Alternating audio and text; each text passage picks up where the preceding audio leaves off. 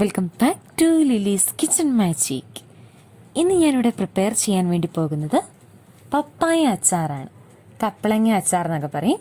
അന്നേരം ഇതെങ്ങനെയാണെന്ന് നോക്കാം. ആദ്യം ഞാൻ പപ്പായ നന്നായിട്ട് വേവിച്ച് വെച്ചിരിക്കുന്നതാണ്. ഉലുവയാണ് നമുക്ക് പിന്നെ ആവശ്യമായിട്ടുള്ളത്. കടുക്, പച്ചമുളക്, വിനാഗിരി, ഉപ്പ്, വെളുത്തുള്ളി, ഇഞ്ചി, കായപ്പൊടി, മഞ്ഞൾപ്പൊടി, കറിവേപ്പില. ഇത്രയും ചേരുവകളാണ് നമുക്കിത് ഉണ്ടാക്കുന്നതിന് ആവശ്യമായിട്ടുള്ളത്. ഞാൻ ആദ്യം ഒരു പാൻ എടുത്ത് വെച്ചു. അത് ചൂടായിട്ടുണ്ട്. അതിലേക്ക് നമുക്ക് ആവശ്യത്തിനുള്ള എണ്ണ ഒഴിച്ച് കൊടുക്കാം. എണ്ണ ചൂടായി വന്ന് കഴിയുമ്പോഴത്തേക്കും അതിലേക്ക് കടുക് ആദ്യം ഇട്ട് കൊടുക്കാം. അതിനുശേഷം ഉലുവ,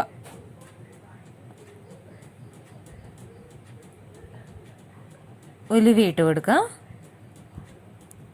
പിന്നെ കറിവേപ്പില. ഇനി അടുത്തത് ഇടേണ്ടത് ഇഞ്ചിയാണ്.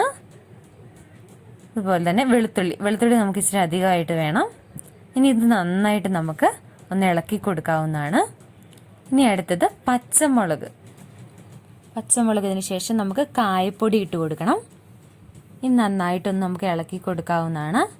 ഇനി അടുത്ത ഇതിലേക്ക് ഇടേണ്ടത് മഞ്ഞൾപ്പൊടിയാണ്. ഞാനൊരു 1/4 ടീസ്പൂണോളം മഞ്ഞൾപ്പൊടി ഇട്ട് കൊടുത്തു. ആവശ്യത്തിനുള്ള ഉപ്പും കൂടി ഇട്ട് കൊടുത്തിട്ടുണ്ട്. നന്നായിട്ട് നമുക്കൊന്ന് ഇളക്കിയെടുക്കാവുന്നതാണ്. ഇനി ഇതിൽ നമുക്ക് ഇടേണ്ടത് മെയിനായിട്ടുള്ള നമ്മുടെ പപ്പായ അല്ലെങ്കിൽ കപ്പളങ്ങ നമ്മൾ വേവിച്ച് കുക്കറിൽ വെച്ചിട്ടുണ്ടായിരുന്നു. അന്നേരം അത്യാവശ്യം ഉപ്പിട്ട് നമ്മൾ വേവിച്ചത്. അന്നേരം ആ വേവിച്ച് വെച്ചതും കൂടി നമുക്ക് ഇതിൻ്റെ കൂടെ ആഡ് ചെയ്യാം. അന്നേരം നമ്മുടെ പപ്പായ അച്ചാർ ഇവിടെ റെഡി ആയിട്ടുണ്ട്.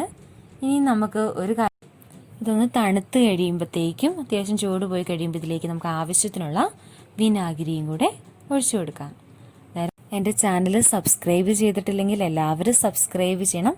മറ്റൊരു വീഡിയോയുമായി വീണ്ടും കാണാം. താങ്ക്